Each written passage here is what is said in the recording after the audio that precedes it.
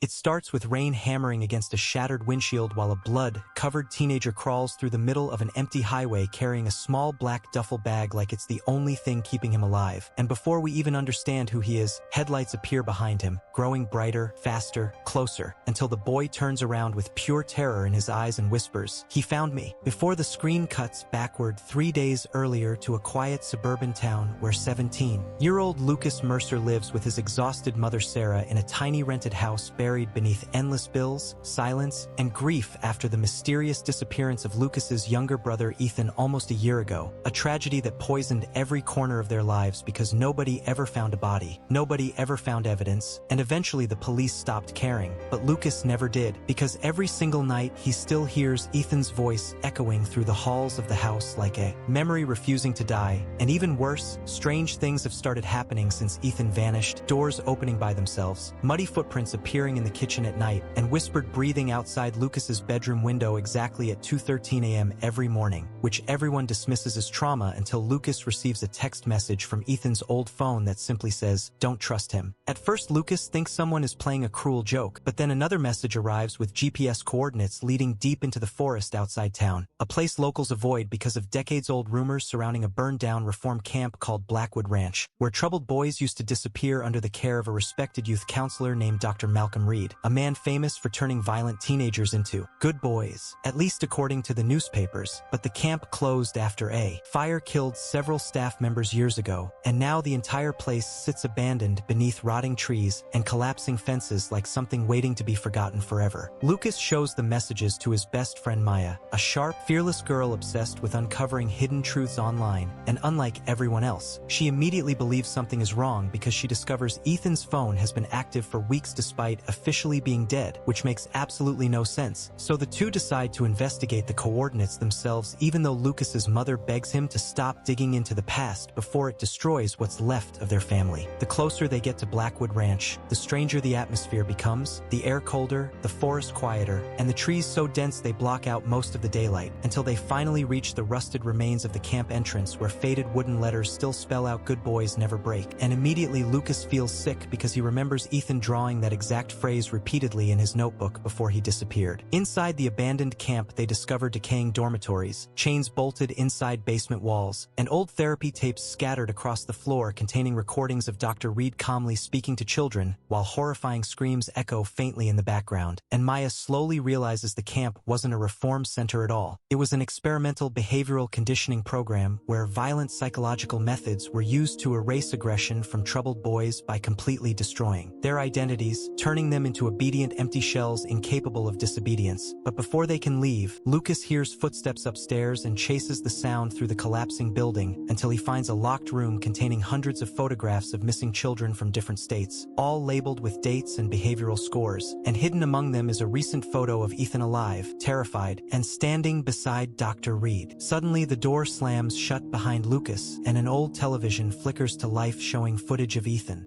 whispering directly into the camera, begging Lucas not to come looking for him because he only takes good boys now, before the screen cuts to static and a deep voice calmly says, "You should have listened." The lights die instantly, plunging the room into darkness while heavy footsteps echo through the hallways outside, forcing Lucas and Maya to run through the collapsing camp as if something is hunting them through the shadows. They barely escape the forest before sunrise, but the fear follows them home because that same night someone leaves Ethan's old hoodie folded neatly on Lucas's bed, even though the doors were locked. From that moment, everything escalates. Lucas begins seeing a tall figure watching him from impossible distances, standing motionless near school fences, behind grocery store aisles, outside his bedroom window during storms, always wearing the same black coat Dr. Reed wore in the therapy tapes, and every time Lucas tries to approach him, the figure disappears. Maya meanwhile uncovers sealed police reports proving multiple children connected to Blackwood Ranch vanished after the camp officially shut down, but every investigation was mysteriously buried by local authorities. One name appears repeatedly in those files: Sheriff Tom Barrett, the same sheriff who handled Ethan's disappearance and convinced Sarah to stop searching months ago. The realization hits like ice water because it means the people meant to protect them may have been helping cover everything up. Lucas confronts Sheriff Barrett, but the sheriff coldly warns him to stop chasing ghosts before more people get hurt, and the threat feels so personal that Lucas immediately knows he's hiding something. That night, Maya hacks into an old county database and discovers Dr. Reed never died in the fire like everyone believed. His body was never recovered. Worse, several financial transactions link him to a remote property outside town, still receiving deliveries every month under a fake name. Lucas becomes obsessed, unable to sleep, unable to think about anything except finding Ethan alive, while Sarah desperately tries to hold her collapsing family together. But deep down, she also starts believing Ethan might still be out there because strange calls keep coming into the house where nobody speaks, only heavy breathing and the sound of children reciting strange phrases in unison. As tension grows, Lucas notices bruises appearing on his body after blacking out at night, and during one terrifying moment he wakes up standing barefoot in the middle of the street, holding a hunting knife with no memory of how he got there. Maya suspects Lucas himself may have been connected to Blackwood Ranch years earlier without remembering it, a theory that sounds impossible until Sarah finally breaks down and reveals a horrifying truth she kept buried for years. When Lucas was 8 years old, he attacked another child at school so violently that doctors recommended psychiatric intervention, and out of fear and desperation, Sarah temporarily enrolled him in a youth behavioral program run by Dr. Reed before pulling him out weeks later after noticing severe psychological changes. Lucas remembers almost nothing from that time except recurring nightmares of locked rooms and children standing silently in circles. Suddenly, the missing memories, the blackouts, and the whispered voices begin making terrifying sense. Dr. Reed didn't just target Ethan. He started with Lucas years ago. Maya believes Reed's conditioning may still exist inside Lucas's mind like a trigger waiting to activate, which explains the violent blackouts and hallucinations. But before they can process the implications, Maya disappears after texting Lucas a single sentence. He knows everything. Lucas races to Maya's house only to find signs of a struggle, blood smeared across the floor, and one message painted on the wall in black ink: "Good boys obey." Panic completely consumes him as he realizes Reed is no longer hiding. He's making contact. Ignoring every warning, Lucas follows clues left inside Maya's laptop, leading toward the remote property tied to Reed's fake identity, an isolated treatment facility hidden deep beyond the forests where security cameras line the trees and rusted fences surround massive underground bunkers.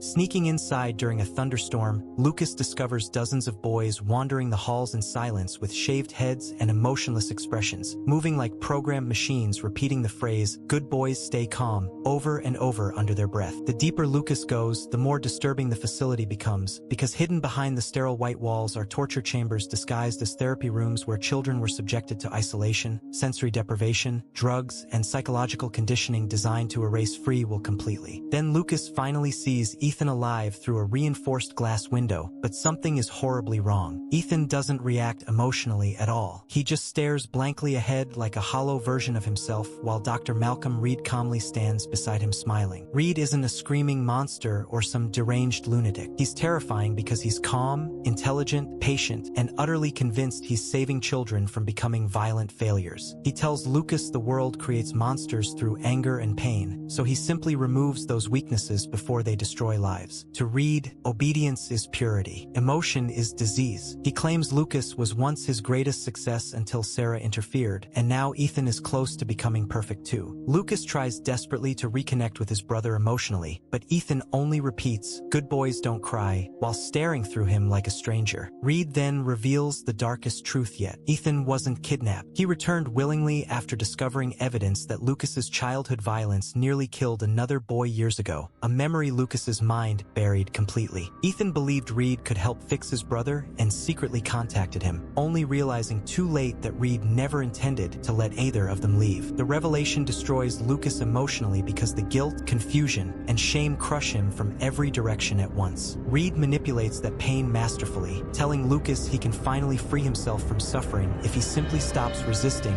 and accepts the conditioning fully. For a moment, Lucas almost gives in because he's exhausted, traumatized, and desperate for the nightmares to stop. But then Maya suddenly appears alive, bruised but conscious, revealing she escaped confinement after secretly recording evidence exposing Reed's entire operation. Chaos erupts instantly when facility alarms trigger and armed guards begin hunting them through the underground corridors, while emergency lights bathe everything in violent red flashes. Lucas, Maya, and Ethan flee through maze-like hallways as conditioned children silently watch them pass without emotion, and every second feels suffocating because Ethan's mind keeps slipping back under Reed's control whenever he hears certain trigger phrases broadcast through the facility speakers. During one intense sequence, they reach a locked exit tunnel, but Ethan suddenly attacks Lucas Lucas under subconscious commands implanted by Reed years earlier, forcing Lucas into a brutal emotional fight against his own brother, while Maya desperately tries opening the door. Lucas refuses to seriously hurt Ethan even as Ethan violently beats him to the ground, screaming robotic phrases about obedience and punishment until Lucas finally breaks through emotionally by reminding Ethan about a childhood memory involving a lake, fireworks, and a promise they made to protect each other forever. For the first time, Ethan hesitates, tears forming in his eyes as fragments of his real identity begin resurfacing beneath the conditioning. The emotional breakthrough gives them enough time to escape deeper into the facility where Maya uploads Reed's files online using stolen security access, exposing years of abuse, disappearances, illegal experiments, and police corruption to the public in real time. Reed realizes everything is collapsing around him, and for the first time his calm mask cracks completely. He begins hunting Lucas personally through the underground bunker as fires spread from damaged electrical systems, turning the facility into a nightmare maze filled with smoke, alarms, and screaming children finally breaking free from their psychological prison. Sheriff Barrett arrives with armed deputies intending to silence everyone before the truth spreads further, but the situation spirals out of control when conditioned boys begin panicking violently after years of suppressed trauma explode outward all at once. In the middle of the chaos, Barrett attempts to execute Maya to destroy the evidence, only for Ethan to intervene and take the bullet in her place. The moment freezes Lucas completely as Ethan collapses bleeding into his arms while whispering through tears that he finally remembers who he is. The emotional devastation ignites pure rage inside Lucas, but instead of giving in to violence like Reed always expected, Lucas chooses something different. He refuses to become the monster Reed tried to create. He carries Ethan through collapsing hallways toward the surface while Maya fights to keep the evidence streaming online despite the failing systems. Reed corners them near the final exit during a massive fire consuming the facility from below, and in the flickering orange light, Reed calmly tells Lucas this entire world will always create broken children like him, that pain never truly disappears, that monsters never stop existing. Lucas finally realizes Reed's greatest weapon was convincing damaged people they were permanently broken. So instead of attacking him physically, Lucas exposes Reed emotionally by forcing the surviving boys around them to hear the truth about the abuse, manipulation, and lies used to control them for years. The children begin turning against Reed, their fear slowly transforming into anger and awareness, and for the first time Reed loses control completely because obedience was the foundation of his entire identity. In desperation, Reed attacks Lucas directly with a knife, but during the struggle the collapsing ceiling gives way and Reed falls into the burning depths of the facility below, disappearing into flames while still insisting he was trying to save them. Lucas, Maya, and the surviving children finally escape outside moments before the underground compound erupts in a massive explosion visible across the forest. Emergency crews swarm the area while live-streamed evidence spreads across the internet, exposing decades of corruption and horrifying experimentation connected to Blackwood Ranch. Sheriff Barrett is arrested trying to flee town, multiple officials are implicated, and national media immediately descends upon the story. But despite the public victory, the emotional scars remain devastatingly real. Ethan survives surgery but struggles with severe trauma and fragmented memories after years of conditioning, while Lucas begins confronting his own buried past honestly for the first time instead of hiding from it. Weeks later, life slowly starts rebuilding piece by piece. Sarah reconnects emotionally with both her sons. Maya becomes instrumental in helping investigators identify missing children connected to the facility, and the town itself is forced to confront the darkness it ignored for years because it was easier than facing the truth. Yet even after everything, Lucas still fears parts of Reed's conditioning remain buried inside him. During the final moments of the story, Lucas visits the burned remains of Blackwood Ranch one last time at sunset, standing alone among the ashes where so much suffering began, and for a brief second he hears Reed's voice echo faintly in his mind repeating, "Good boys obey." But instead of fear, Lucas quietly answers, "No, good boys survive," before walking away into the fading light with the first sense of peace he's felt in years. While far beneath the destroyed ruins, one damaged security monitor suddenly flickers back to life, showing archived footage of dozens of unidentified children still missing, proving the nightmare may have been far bigger than anyone realized.